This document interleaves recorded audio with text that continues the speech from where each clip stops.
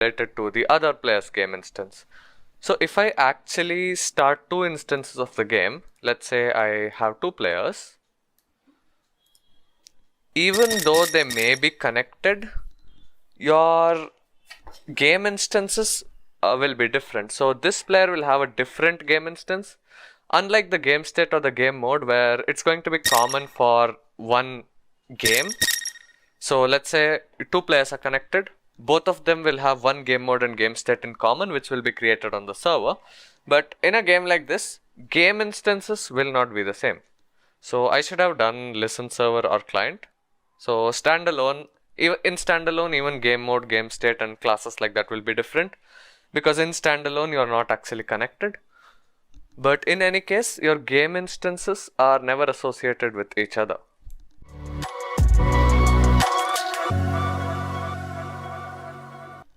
So with all the knowledge that you have, now you should be able to create an entirely complete single player game in Unreal Engine 5. Of course, you will need to refer the documentation at times. At times you will need to mess around with stuff, but this much of knowledge should be enough for you to create a complete game. Completely functional game using all of Unreal's core features. However, I am aware that I didn't touch upon particle effects and audio, that is sounds. We will take a look at that when we actually create a practical game. I am not a VFX artist, nor am a sound design person personally. So that's the reason I didn't touch over them. But we will go over some resources which you can use, and I'll just talk about what I do to actually get hands on those resources. Now that's done, we can go ahead and start talking about plugins. Until now, we just implemented plugins which were there in the marketplace. Or if you have a plugin from GitHub or something, you would download it and maybe just paste it inside your project. So if I head in here, you just create a plugins folder and paste that in there. That's simple. But what if you wanted to create your own plugin? If you wanted to do that, and this topic is very less discussed, so not many people actually talk about this stuff. So you're in luck because we are talking about this in detail now. So head into plugins, click on add, and you see many options. Now we won't be worrying about the editor plugins. Those are for more advanced users, and if you're in a state where you're creating editor plugins, I really don't know what is the reason for you to watch this course. So we won't be touching upon this. We'll be looking at third-party libraries later on. We'll be looking at blank content only and blueprint library. Now blueprint library is self-explanatory. It'll just contain a blueprint function library. Let's say you wanted some functions for a vector or something. Maybe you are implementing another data structure for which you want functions. You could have a blueprint library. And content only is basically the type of plugin where you'd have models and stuff like that without any code basically. But the one which we'll be doing is blank. And just give an author name. In my case, I'll give Gamium. And description, this is my first plugin. Well, it's not, but just for the sake of giving a description. And let's call this one test plugin. And go ahead and create it. So the plugin has been created and we have Visual Studio open. However, before we actually start working on it, I want to touch upon one topic, that is the build.cs file. Basically, everything you have in the engine is divided into modules. So the core functionality of the engine is like core UObject and engine. So now that you have actually created your plugin as well will have a build.cs file. If I actually open the folder over there, so plugins, test plugin, and if I head into source, test plugin, I have a build.cs file here, and I have content, binary, stuff like that. So what this basically is this plugin itself is actually a module in itself. So if I want to use this plugin in C++, let's say, I should go ahead and include that module. So I can do that by typing in a comma, and we can type in test plugin. This concept will be more clear once we actually implement a third-party library. When we implement a third-party library, you actually have a separate module for the library as well as your plugin as a whole. Basically, your plugin acts as a wrapper so that it can interface with Unreal Engine, because Unreal Standard API does differ a little bit compared to your standard C++, what you do generally. So you'd use the plugin as sort of a wrapper to, interconvert types. So let's say you wanted to convert all the std strings into f strings, which is there in Unreal. So stuff like that. So you'd have the plugin as a wrapper and you'd interface that through the plugin inside the engine. So let's actually take a look at our plugin now that we have a basic idea of build.cs. In our editor, we already have our test plugin content folder open. We can work with this normally, but anything we created inside here will be actually packaged inside our plugin. So for example, let's create an actor class. So let's just call it some actor, and whoops, and we can make it do something, let's say. So for example, let's say we have some logic. So let's say every frame it just prints out something. Obviously you would have some more practical logic in here. So let me go ahead and type something. So let's say our actor is ticking, something like that. And we could go ahead and have C++ classes as well. So over here under tools, you can create new C++ class. I'm just showing you guys how to do it because we did go over the blueprint itself. So you know how to work with blueprint. It's just that you're creating it inside this directory, and I'll show you guys how to reuse it in another project. So head into tools, new C++ class, just like how you would. Let's say you wanted to create an interface. So I just took an example, and instead of my interface, we can call this one our plugin interface. And instead of beginner course, you can type in test plugin, because this is a separate module in itself. And now if I go ahead and create the class, you'd see that under our source, or rather under our plugins folder, so I'll just reload the solution. Under our plugins folder, under the source folder, now you should be able to see our interface. So now you can work with this just like how you would with another file. So this is how you would actually go about doing it. So now if I just go ahead and close this, and rather I'll just close the editor. And remember guys, make sure your plugin is enabled here. If you are not able to see it in the editor, make sure you enable this. So what you can do is, first of all, let's see if it actually builds successfully.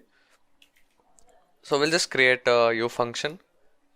So it's going to be a virtual function because we want to override it. So virtual void test function, and we can go ahead and leave it as is. We don't really require a default implementation, but we'll have one anyways. So right click, quick actions, and create a default implementation. And now we should be able to implement this interface. So let's make this a U function. So U function, U function. And just to make our job a little bit easier, we'll just make it a blueprint implementable event, so that we can actually just give the logic in blueprint itself. So this works. And now if I just go ahead and build this, you should see that both this plugin as well as our whole project will be actually built. So it says blueprint implementable events in interfaces must not be declared virtual. Let's just fix that. And now it should build as is. Just make sure you don't have a definition here, because it will look for the definition in blueprint.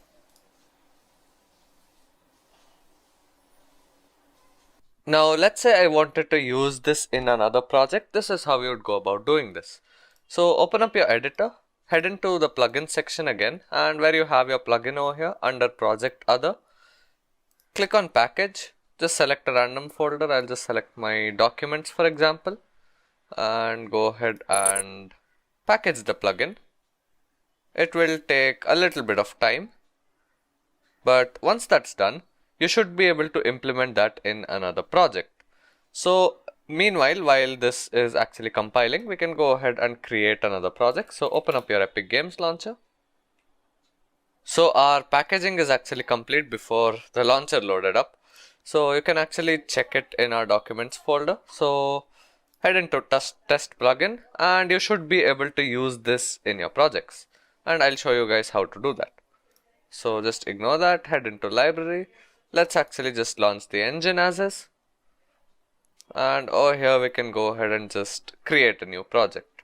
So we'll just create a blank project, blank with nothing. I'll just create blueprint, and for the project name, okay, we do have a C++ class, so it might actually want to rebuild stuff once again. So anyways, what we'll do is we can create a C++ project, call this one plugin test,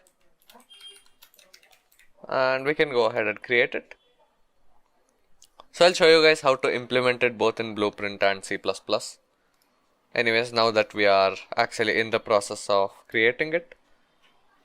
So it should take a while, but eventually once the project is opened up, we should be able to import the plugin just like that. And I'll show you guys what steps you need to take in order to actually get this in the plugins list. Now our project has been created, so we are in a blank level. We'll just go ahead and create a new map, and let's just call this one some level. Open it up, save it, and make this the default. Project settings, maps and modes, make this the default. So that should be good. And if you open up your Visual Studio, which we will open later, we'll close this up and close the editor as well. And beginner course, will just minimize that for now. If I head into my file explorer, what I can do is I can copy this over, and where I have my other project, so I believe I created it under Unreal project, so plugin test. And what you want to do is you want to create a new folder called plugins and paste this over there. Now what I want you guys to do is right click, generate Visual Studio project files. So this is actually going to integrate it. And once you're done with that, if you want to use the plugin content in C++, all you have to do is head into source, plugin test, and under plugin test build.cs. We don't actually need to come here. Actually, this is for the plugin. What's the plugin using? So what you have to do is head into your plugin test the project, head into source, plugin test, build.cs, and over here, so I meant to come here. So over here, what I want you guys to do is where we have our modules, I want you guys to add test plugin. Just don't get confused. Plugin test is our Unreal project name and test plugin is our plugin name. And now I'll show you guys how to implement it. So we can go ahead and build this once again. So we'll close everything up and we'll just generate the Visual Studio project files once again. And we'll close our beginner course. We'll open it up and we'll just create one C++ class and maybe a blueprint class. So we'll do blueprint first since we are opening the editor anyways.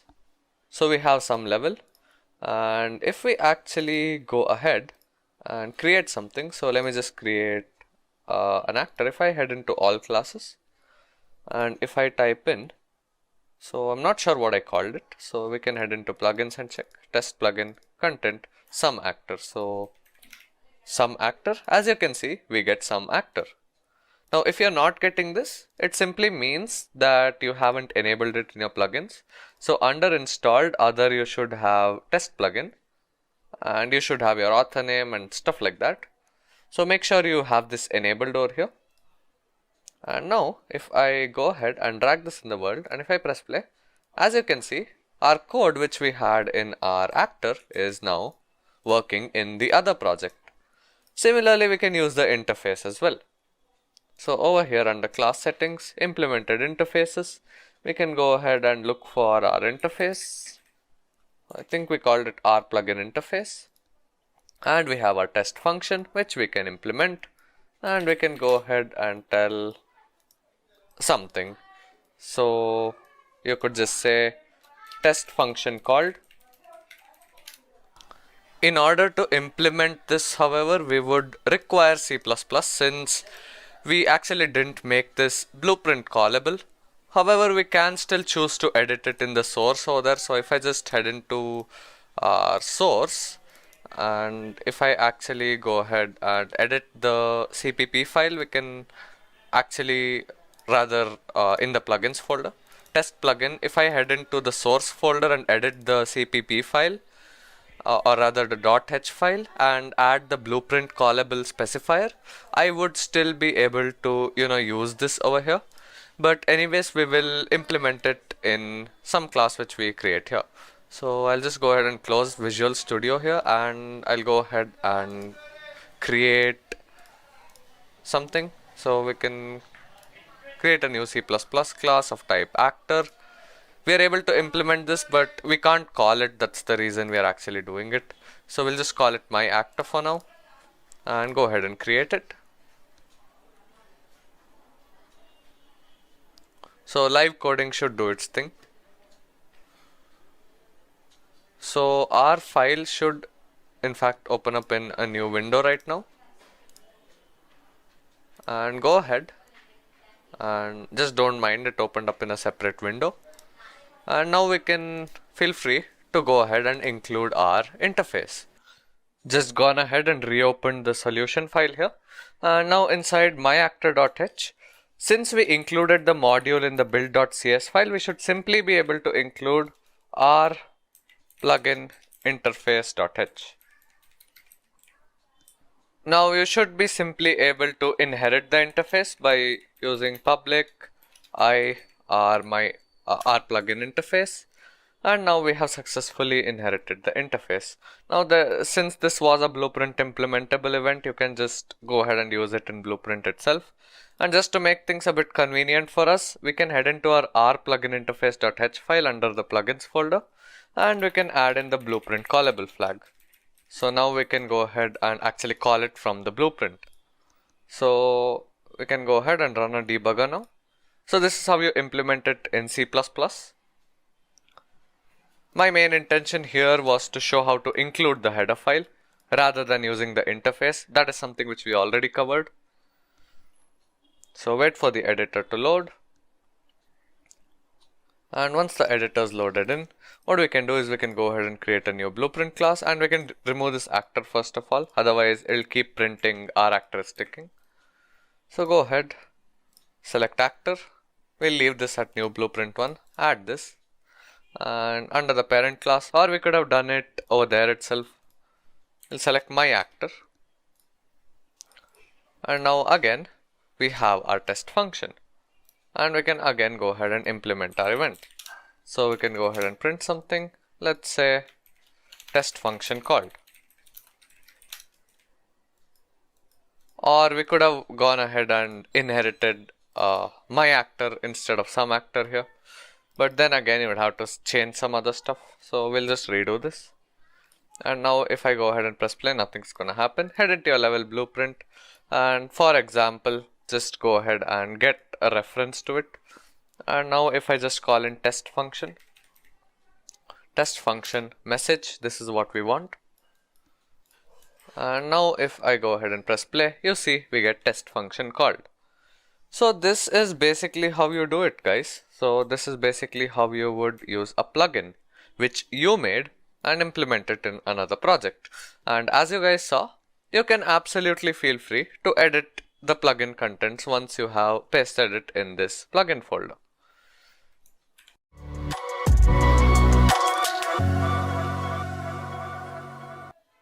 Now let's move on to third-party libraries. Now there is one thing to understand before we actually head into implementing them, and that is that there are differences between your standard C++ API and the Unreal C++ API. A very simple example, would be the difference between std string and f string. So in Unreal you'd use f string, whereas in standard C++ you would generally use std string. Now interconverting between them is really easy.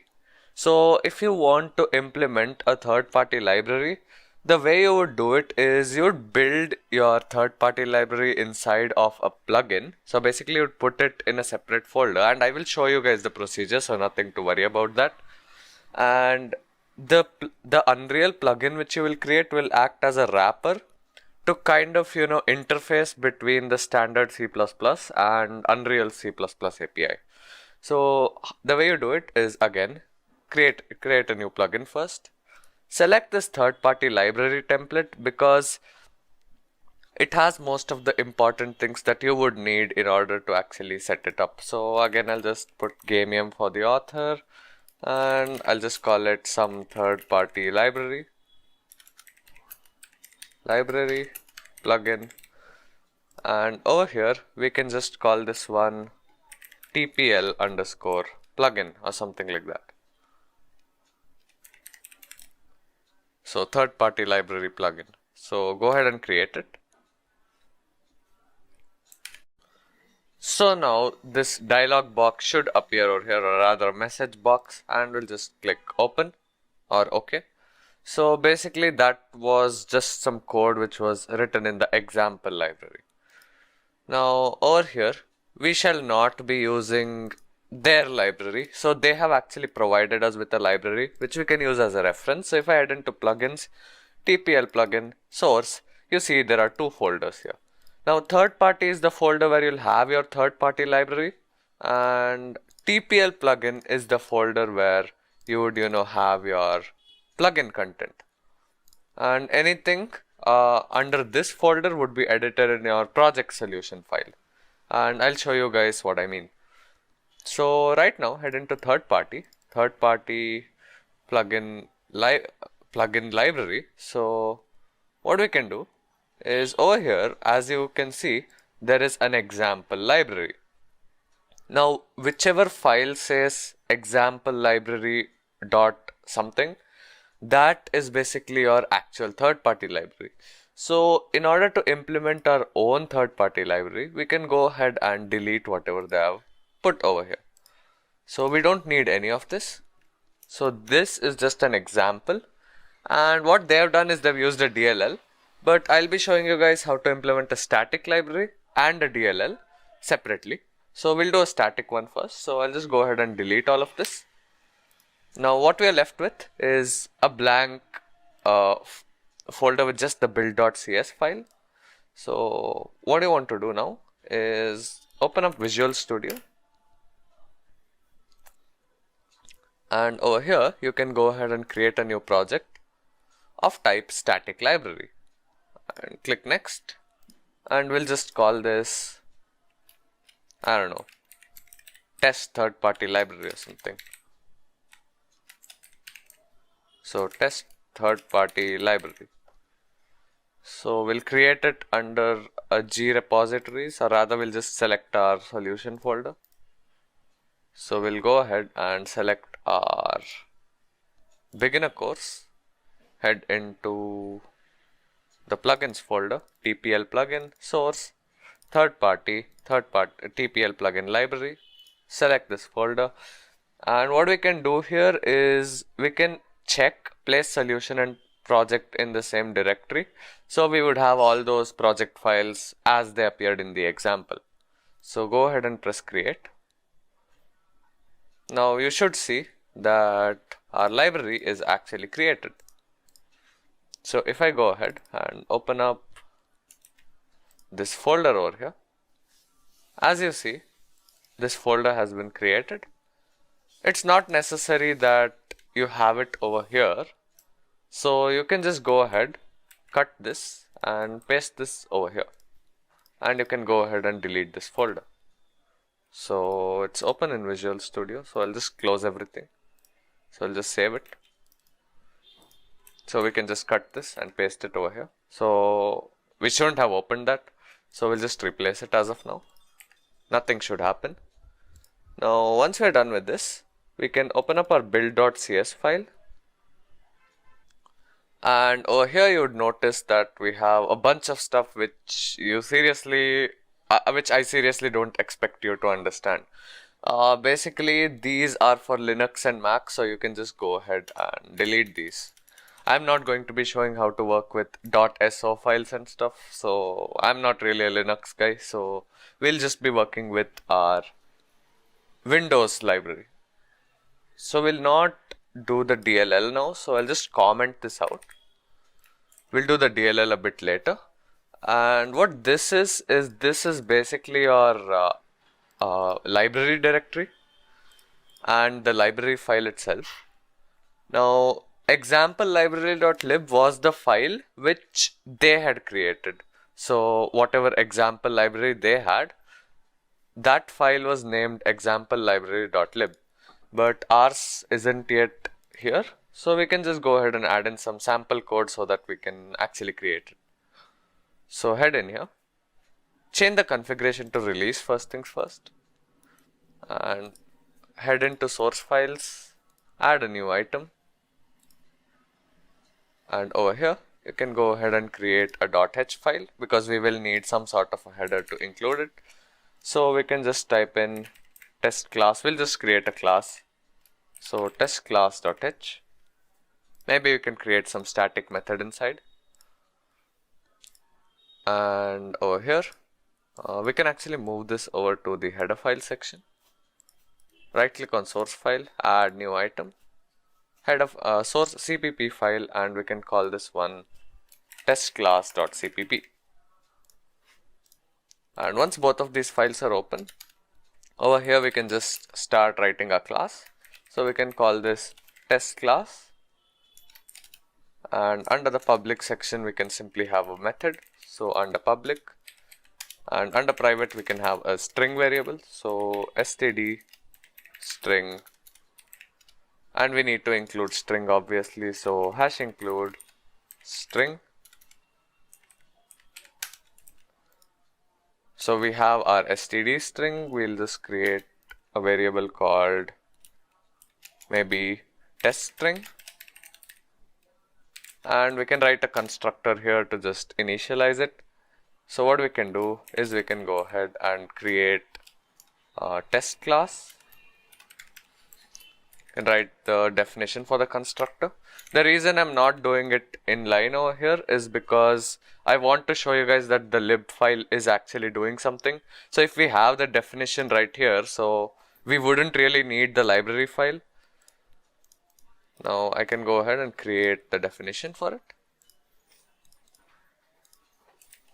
And what we can do now is under this, we can go ahead and just initialize our string. So we can say test string equals, this is some test string. Doesn't really matter what you put in there. And we can just have a method. So we can have std string get name maybe. Now this is going to return that string basically. So we can go ahead and test that. So we can go ahead and return test string. Now this should be about it for this. So before you go ahead and build it, just set up this pch.h file and stuff.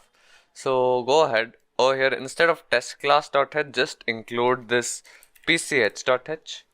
And what you'd want to do is you'd want to come here and just include your test class.h over here. So now this should compile. So if I go ahead and press build, make sure it's in release configuration, and it should work.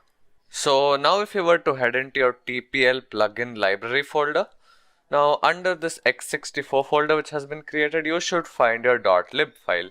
Don't worry about all these other files, just go ahead and copy this file name, which will be the same as your library file's name, your library's name.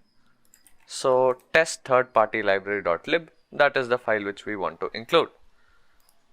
So now that we are done with this, now we should in theory be able to wrap this using our TPL plugin. Now this is actually the code for our Unreal plugin.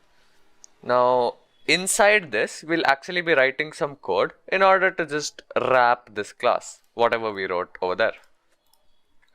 So go ahead and head into your beginner course solution. That is your main project solution. And now if you head into your test plugin, or rather the one which you created now, so TPL plugin, source, TPL plugin, and we should be able to actually work with this. So we'll just do it inside this header file. As I showed you for the previous plugin, if you want to add in more files and stuff, you can do it through the project, or we can actually do that actually since we have our solution open anyways, I mean our Unreal project.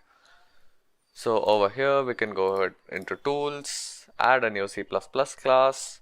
We don't really require an actor, so we'll create an object. So object, create it, and we'll call this one wrapper object, and this will just be under my TPL plugin. So we can close our solution since it will open it up once again and create the class. Now if you were to open up your solution, you should see a wrapper object.cpp and stuff. And one more thing, this is something which you really don't need. So now you can just feel free to head into this function here and just delete all this code. And over here as well, you can go ahead and just delete this. Make sure you just have the functions. And for this one, basically we don't have our example library.h. We instead have our test class.h. So this will work. We don't need it here, so we aren't going to use it. So you can just leave the rest of it as is. And now if we were to continue now. But now if I were to go ahead and build this, so if I just go ahead and hit build. Now wait for it. And now you would notice you actually get errors even though you didn't have any code. The reason is, well, we don't actually have our UObject module. If you get any errors like this, cannot open include file, and it's something like this, basically it's the same thing. You haven't included the module. So what you have to do is head into your TPL plugin. Under source, you should find your TPL plugin build.cs file, and if you were to recall your main build.cs file, that is your project's build.cs file. So if I head into source, beginner course build.cs, you see there is a module known as core UObject, and this isn't there in the TPL plugin build.cs. So just go ahead and include that, and now it should build successfully. So if I just click on build, now this should build with absolutely no problems. So now we can go about implementing a wrapper object. Basically we are trying to get our test class to work with our actual code here. So I'll just do it under the public section. So whenever this UObject, that is UWrapper object, will be instantiated, I want our actual third-party library object to be instantiated as well. So we can go ahead and type in test class obj equals, we had a default constructor, so we'll just call that. And the reason we get errors is because we haven't included the header, so we can get TPL plugin library, so library, and we call it test class.h. Now we shouldn't get that error. Now we should be able to create our object. And now we can go about writing our functions for it. So the only difference in the main with the standard C++ API and Unreal's API in our example is that we used std string over there, but we want to use f string. So we can write a u function for it. So u function, we can just call it get name, and the return type is going to be f string, of course. And we can create a definition for it. Create a definition, open it up, and inside the f string constructor we can get our object obj.getName.cstr. So cstr.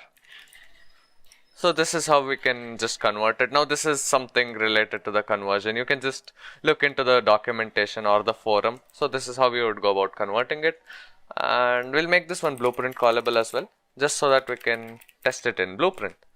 And now successfully we have translated our standard C++ function in our third party library, and this is now usable in Unreal. So if I just go ahead and run a debugger here,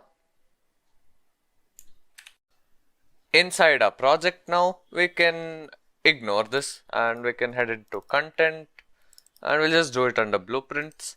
Go ahead, create a new blueprint class, and this will be of type wrapper object. So we don't find it and we forgot to make this blueprintable once again. No issues. We can make this blueprintable and you can make it blueprint type as well if you wish.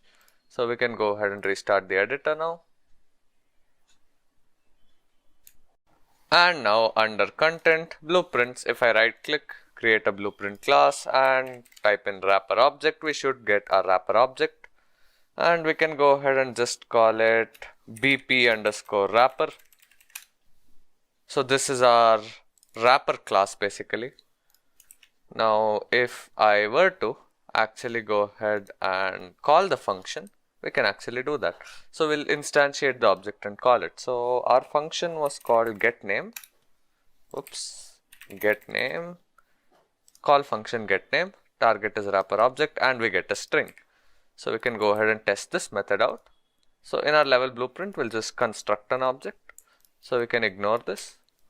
We can go ahead and construct object from class and we can construct our wrapper object. So BP wrapper.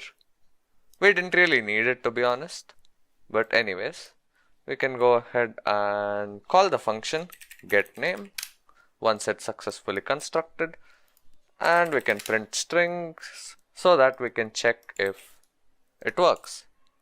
So now if I go ahead and press play, as you would see, I get this is some test string.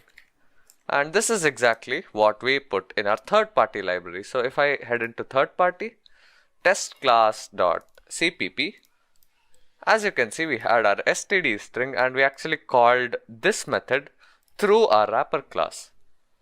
So this is basically how you implement a third party static library.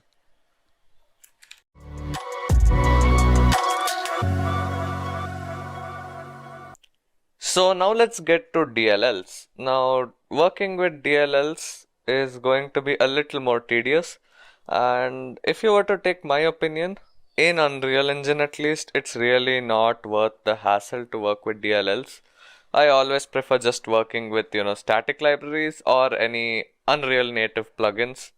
But anyways, I'll just show you guys with the example itself. The procedure is the same. Head into plugins, click on add third party library, and we'll just call this Gamium, and plugin name, let's just call it DLL test. So we're going to create the plugin and it should take us into Visual Studio. So we get this message box here, so which is from the functions given in the DLL. So just head into your Solution Explorer and under your plugins, you should find your DLL test plugin. And if you open up your third party folder, you should be able to see the code. Now we'll just be modifying it in here. So we'll just call a function. So example library function, let's just head into the definition. They're just creating a message box. Similarly, we could just have our own function. The important bit over here is the export part. So basically you have this macro which is going to export the function. Now the usage of classes isn't really covered here, so I'm just going to do that instead of writing my own function. Obviously you can implement the same thing with your own DLL, but remember the changes to the build.cs files which you have to make. So under plugins, DLL test, source DLL test, or rather third party DLL test library, and in this build.cs file again you will probably have to change a few parts. You can remove this if you're working only on Windows. So this is over here, just change the file name to whatever your DLL is, and over here for the lib file as well, just make sure you change it to whatever your file name is. Even here as well, just do those changes and you should be good to go.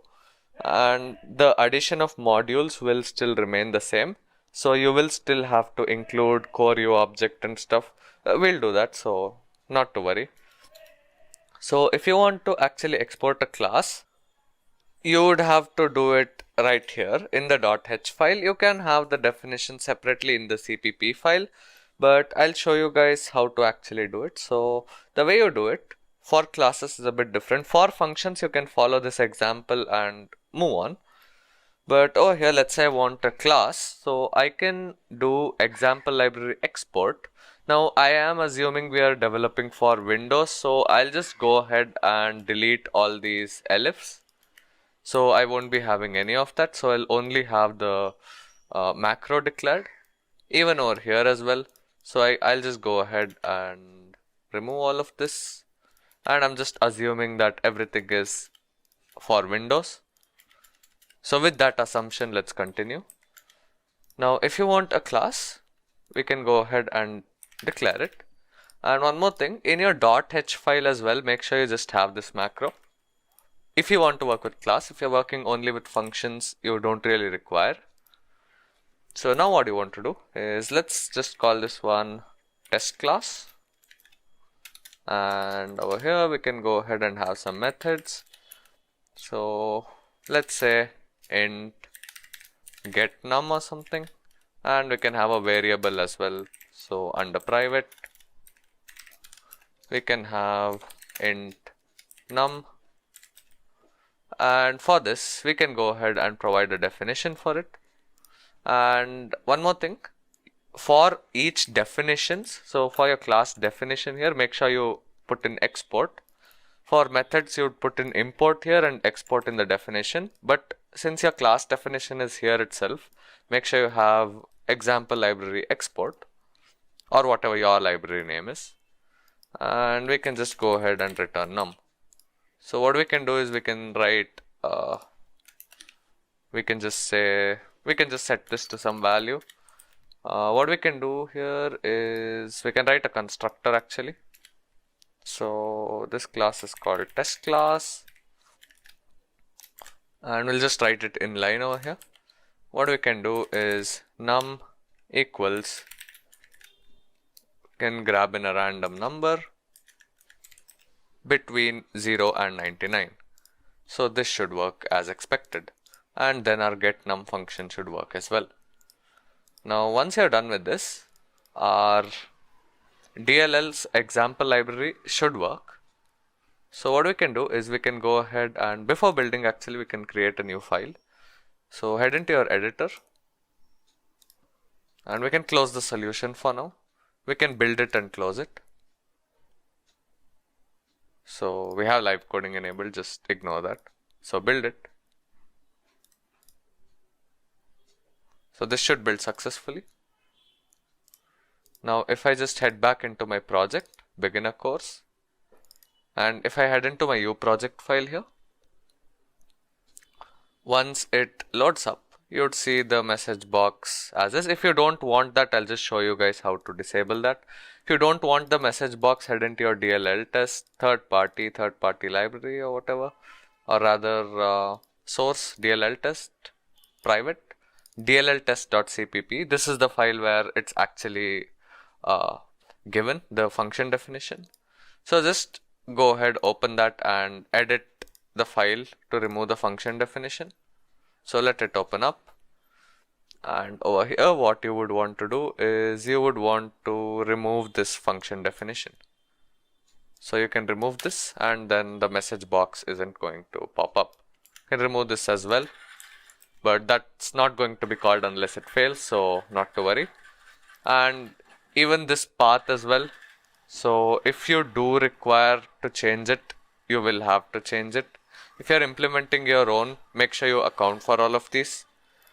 So heading back, go to tools, new C++ class, all classes, object. We'll go ahead and just, or we can do actor just to keep things a little more interesting. So we can go ahead and create an actor, click on next, my actor, make it under DLL test, and we can go ahead and create the class. So this should open up our solution file, and don't mind if live coding fails, we'll just close and reopen that, not to worry. We can go ahead and open the solution file once again. So we'll go ahead and close this. And once the solution is open, we should be able to go ahead and find our file here. So under DLL test, private DLL test.cpp, or rather myactor.cpp, and we should find all our function definitions. And not to worry if you get so many errors, it's just to do with the build.cs file once again. It's kinda dumb, but it's something which you have to deal with. So over here, make sure you include engine and make sure you include core U object. Make sure you have these two modules. If you want to access Kismet and stuff like that, you'll need engine. If you want to access your U object type, you'll need core U object. So if you don't have an idea of what contains what, you can go ahead and have a look at the engine module in the documentation. Everything is given over there. Otherwise, you could just follow along. So head into, now it will build. IntelliSense isn't refreshed yet. So head into your myactor.h and we can go ahead and include a header.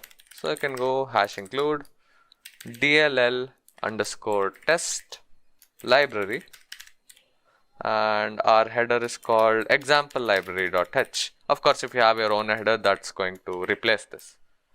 And we shouldn't get any sort of errors here. And over here we can just write a function. We'll just do it inline. So u function, make this one blueprint callable to make things simple. So blueprint callable, and we can call this one void run DLL function.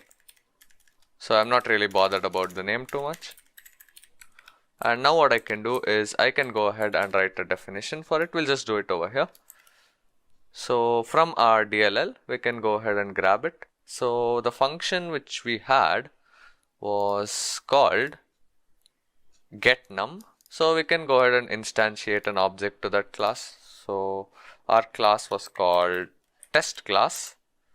We'll just call it obj, and we can go ahead and call the function. So we'll do it in the next line, and obj.getNum. We can go ahead and print this by typing in ukismet system library print string, and we can just pass in a this pointer, and we can do f string. So it's an integer, so from int, and this should be good to go.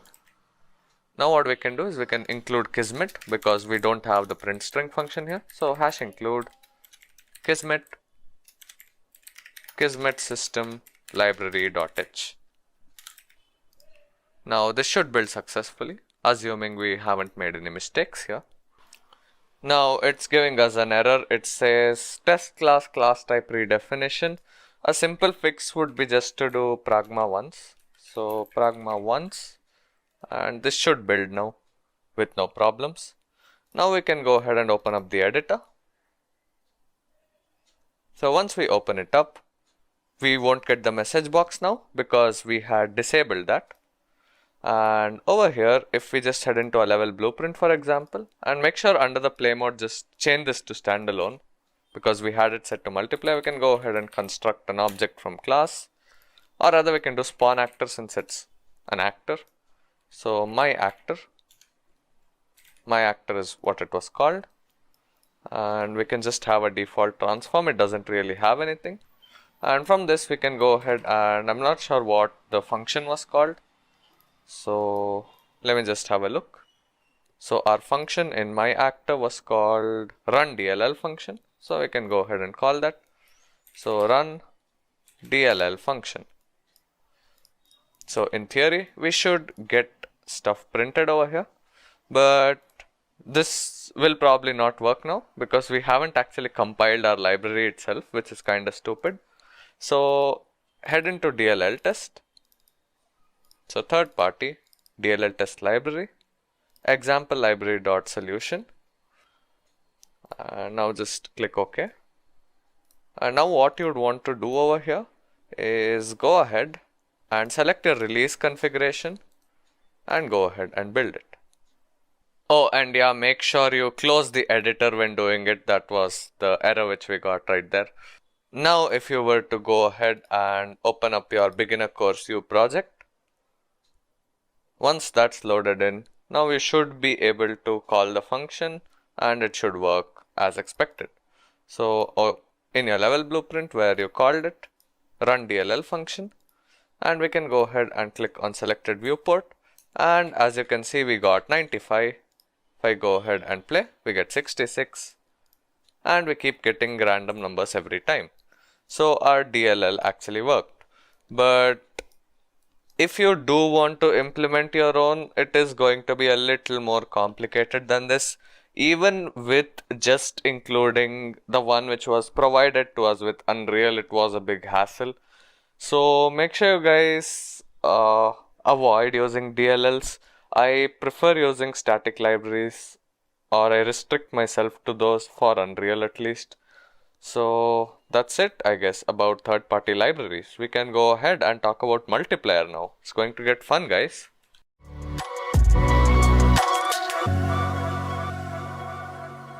Now let's talk about networking in Unreal Engine.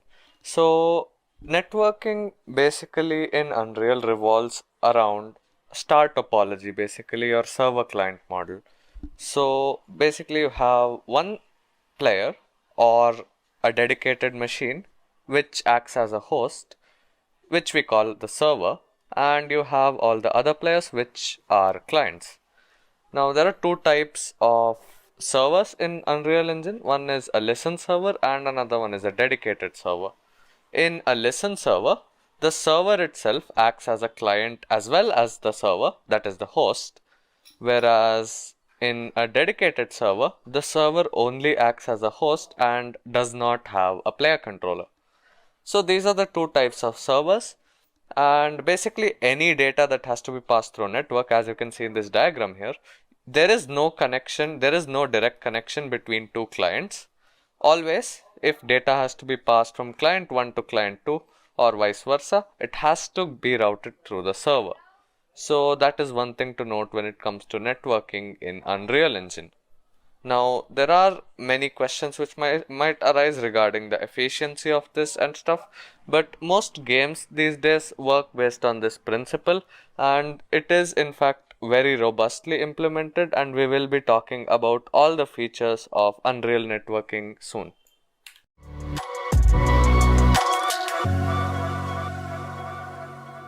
I've brought up my main menu level here, and I just want to demonstrate how you're going to join two standalone games, that is two games on separate computers, into one. So if you aren't familiar, net mode will basically let you choose between the types of servers which I talked about. Play as client is your dedicated server basically, and play as listen server is going to be a server which is also a player along with the other clients. Play standalone will basically mean two separate games, and that's what we will be doing. Now what if you wanted to connect between these two? So we'll be using the game instance for it. So open up your BP game instance. Now I am recording this a little bit later, so that's the reason you may see a few things which you haven't seen. So BP RGI, and we can just set up a couple of custom events. We'll first of all delete all of these. We don't need these. So I'm not sure, we may have broken some reference, doesn't matter, so we'll just go ahead and fix that. So we'll just delete that, and now if I head into RGI and I'll create a custom event. Now basically connecting to a single game is handled by something known as a session. So every time your players are connected, Unreal actually has something known as a session stored internally. We aren't going to be diving into the C++ part of this. We'll just be doing this in Blueprint. But please note that if you want finer control over these properties, you would want to work with C++. So session is basically what is going to allow your players to connect. So let's go ahead and create a session. So what we can do is we can do something like create lobby would be inappropriate. I'll just call this one create session, and we'll go ahead and type in create session. And as you see, there is an async task over here. And if you guys aren't familiar with this clock symbol and a node like this is an async task. And public connections, we'll just set that to 2 for example. So 2 players. And player controller, this is for listen servers. If you have a dedicated server, you don't have to pass in the player controller. But in our case, we are passing it in. So we are going to use the function get player controller. And then use LAN is set to false. You could do it if you wish. And upon success, what you can do is you can go ahead and load a level. So open level. And we can go ahead and open our beginner course level. Alright. And then what we can do is we can go ahead and create a function to join session. Or I would call this one create match so that it sounds a little more familiar. Join match. So what we can do is we can first of all find sessions. So type in find sessions. These are the only few functions which are there in this library, so that's the reason I'm not really going over them that much. So we can get the player controller, and what we can do is max results, you can just set it to something like 100. And we are going to check if it's a failure or if it's a success. So what we can do is first of all we can get the length. So if it's a failure, we're just going to print something. So we could say failed to join a match. And what we can do is we can get the length. And if it is greater than 0, we'll go ahead and just join the first session. Obviously, you can have your own logic here. So each session is going to be one hosted game, basically.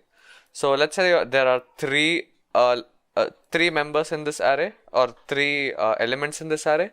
What it basically means is there are 3 people hosting a match right now. That's what it means. So now what I can do is I can grab the results and I can get a copy of the first one if the length is greater than 0, and I can go ahead and type in join session. Alright, and here we'll again need to pass in the player controller. And note that you can only run these session functions either on the player controller or in the game instance. You cannot run them on other blueprints, it is simply going to fail. Now once that's done, let's say we have no sessions, we can go ahead and create a match. So create match. And on success, we don't need to do anything. Engine will handle it for us. Over here you can have something like a progress bar or something. Until on success is called, you could probably have some throbber or something like that to show that it's loading. Same over here. So this should be good. And something very simple which you could do is inside the main menu. So on clicked, what I can do is instead of opening it, I can grab a reference to my game instance. So I can type in get game instance, which is a static function, and I can cast it to bprgi. This will always succeed. I'll just cast it over here. I'm not going to bother storing a reference to it as of now. And I can go ahead and, or actually I'll just do it the right way. So I'll just call this one main GI. You could call it anything. It's just a reference to our game instance. And once we have that, we can go ahead and use it, and we can go ahead and join match. So join match. Now that that's done, if I go ahead and press play, here, as you can see, nothing is really happening. But after a while, we go ahead and join this session. Basically, we load up the map. Now that we have actually created a session, and if I press play on the other game here, and if I just wait for a while, so you would want to disable the input during this time, but anyways, for now we'll just not do anything. You would see that you actually don't join the session. The reason is you actually need to be listening for incoming connections in order to actually be able to join the game, and I'll show you guys how to do that. Over here where you have open level, make sure you just put in listen under the options. So make sure you do that before you actually do it. And one more thing, plain editor is crashing my game for some reason. So I'm just going to go ahead and I'm going to run this standalone. So standalone game and standalone. So play standalone and I'll play this as a standalone game. So I'm not really sure why the issue is happening, but this is one way I can test it. So if I press play on one of them and if I go ahead and wait, so we should land inside a session. As expected, we are in the level and we are able to do stuff. Now I'll just go ahead and click on play here. In theory, if everything is set, we should in theory land in the same map. So as you can see, post login was called on the server, and if I were to notice, my client has successfully connected over here. So as you can see, I'm able to play the game like this. So this is basically how you connect to clients. Now let's actually talk about how to set up stuff in multiplayer, guys.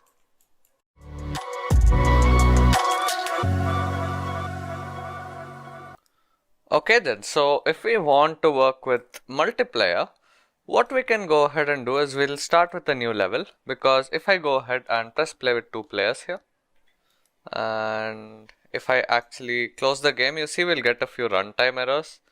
Now this is mostly because our code isn't really set up for multiplayer, and you will soon understand why. So basically now what I want you guys to do is head into your maps folder, create a new level, and we'll call this one multiplayer testing. So go ahead and open it up. So this should be a blank level. So I'll just grab in a sky and grab in a directional light here, and we should have everything set up. And maybe if we want, we could have fog, and we can just create a simple landscape. So head into your mode selection, landscape, and we can go ahead and create it. So I'll just do a little bit of noise so that we have a starting point, so that we have some sort of a workable landscape. So increase the brush size. So the strength is a little too much. 0.05 should be fine.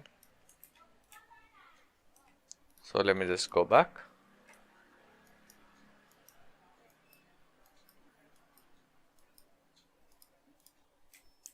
Okay, that should be good for us. Now what we can do is we can go ahead and talk about multiplayer. So the main aspects of multiplayer in Unreal are replication and remote procedural calls. If you are clear with how to use these two concepts, it's pretty simple to code a multiplayer game in Unreal Engine. It's much more difficult to do it with general knowledge of networking, but with Unreal's framework, it's really very simple to set up multiplayer. We'll discuss both Blueprint and C++ aspects, but first the basics. Now I want you guys to head into Blueprints, and under here I want you guys to just select your character and your BPA. So I guess this one is where we had physics enabled. So if we do, yep, we have physics enabled. So I want you guys to just show the problem with just running multiplayer in general. So I'll just go ahead and drag this in, and what I can do now is I can go ahead and grab a few player starts here. So I'll grab one here, grab another here, and make sure they're all facing the same direction. So what I can do is I can make this one 90. So they're all facing towards this ball right there. And now what I'm going to do is I'm going to change the world settings to use our BP game mode. And for the player controller, we can ignore that. We'll still get the runtime errors. So what we can do is we can remove this logic. So we'll forget about the HUD for now. And if I go ahead and press play, now you see the ball has fallen down and it's rolling down the hill over there. And as you can see, I kicked the ball. But if you were to notice, the ball is in a completely different position. So the ball is over there for me. And if I actually head near the ball here, you'll see that I'm not actually going near the ball on my other screen. So if I actually turn around, my character is somewhere there and my ball is somewhere over there. So as you can see, both of these are not in sync. Now this is something related to the widget, nothing much to worry about. So basically what I'm trying to say is that these two games which are running on separate windows are not in sync. But you'd notice one thing, that your characters are in sync. So for example, if I go ahead and run forward, and if I go ahead and run forward over there, and if I actually look up, you'd see that my characters are in sync. It's just that the physics object over there is not in sync.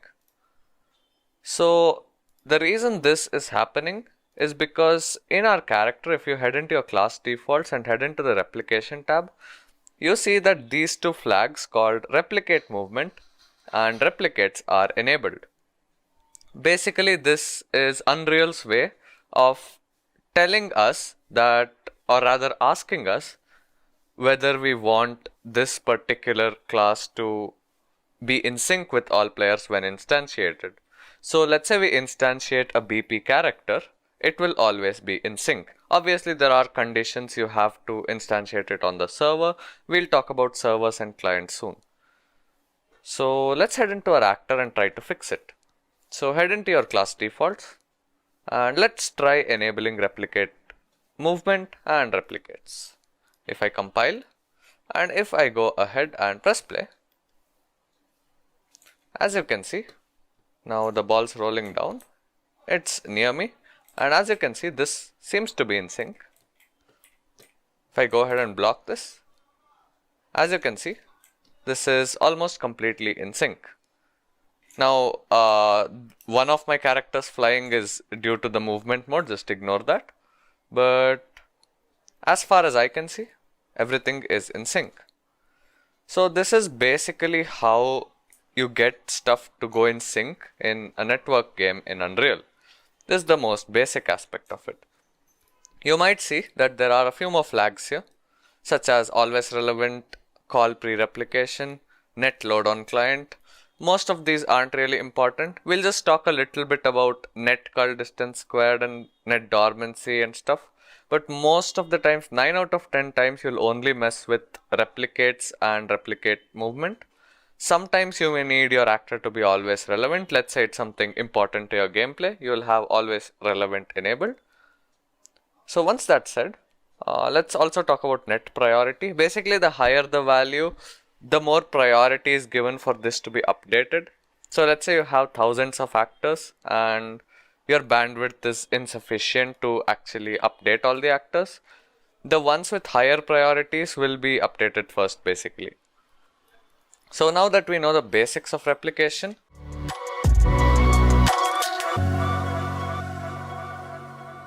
let's start syncing up some variables.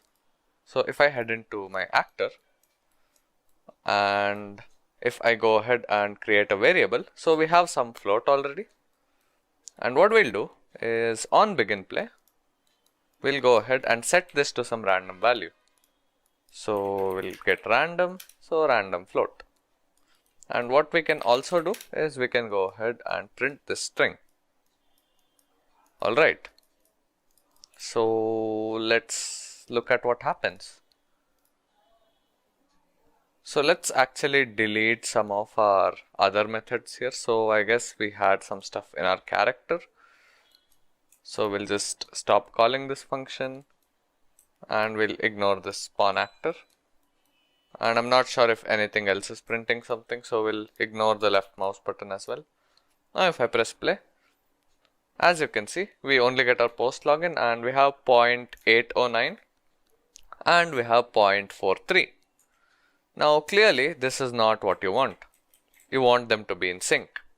So if you want variables to be in sync, the first thing you'd want to do is you'd want to set this replication tab to replicate it. Now let's go ahead and try that actually. So if I press play, we still get different values. The reason is, even though we set the value, we need to set it on the server, and we also need to wait for the replication cycle to take place. Basically, your value doesn't immediately get replicated. Instead, your value gets replicated in the next replication cycle. So every once in a while. So in our case, if you head into class defaults, you see this net update frequency parameter. It's set to 100. Let's say we set it to something like 10. Now this variable will be updated after approximately 0.1 seconds. Obviously it can be less than that, but up to 0.1 seconds. If I make it 100, it's going to be up to 0.01 seconds, so it's not instantaneous. Remember that these two players, what we play here, they are not running on the same machine. So you cannot expect the variable to update immediately. So what we can do is we can actually set some logic to update this. The principle which actually goes into this is the fact that all your replicated variables need to be set on the server. So let's go ahead and do that. Now just a quick note here, the event begin play which is there, since this actor is replicated, each time one computer out of all the players will spawn the actor. So for each computer, this begin play will be called. So if you didn't get what I mean, if I actually simply go ahead and print a string, so if I go ahead and type in print, and if I print hello and if I press play, you would notice that the server and the client print hello. What that basically means is, as soon as the client logged in, that is when the client entered the game, this actor was spawned on the client and begin play was called both on the server as well as the client. So what we can do is we can check if we are on the server. So we can type in is server and we can do a simple if check. If we are the server, we can go ahead and set this value. So we can go ahead and do that. And if we are not the server, we can go ahead and print it. So one more thing we can do is, okay, this is gonna work. Let's just do it. So we can go ahead and print some float and go ahead and press play. As you can see, the values are the same. In case you guys have any doubts regarding that, you can go ahead and plug this in directly like this. If I press play, you see 0.718, 0.718, the value is the same. So basically all your replicated variables need to be set on the server. That's the first thing. Now what if you wanted a client to set the value? So your client cannot actually set the value. However, oh, and just another thing, this logic is going to work for 3 players as well. So if I go ahead and do this for 3 players, so as you can see, all 3 players have the same value initialized. So that's going to work as well. Okay, anyways, getting back. So let's say now instead of this, we wanted a client to actually set the value for us for all the players. So the way you do that is through a remote procedural call.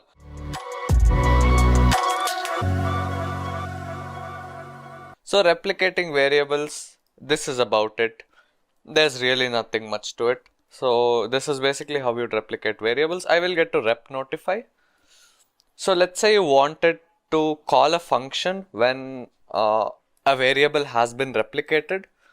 Instead of replicated, you can check this rep notify option. So then what's going to happen is, when the value of the variable is set, this function will actually be called on all the clients. So if I go ahead and play, you'd see we get a hello as well along with that. So we can just type in rep notify. So we get whatever string we put over there. So basically, that basically shows that our replication logic is working. That's pretty much it. We can have any other functionality. For example, let's say you have rep notify on a health variable, you can update the health bar. So something simple like that. Now, let's go ahead and run this logic from the client. So let's say we set this on the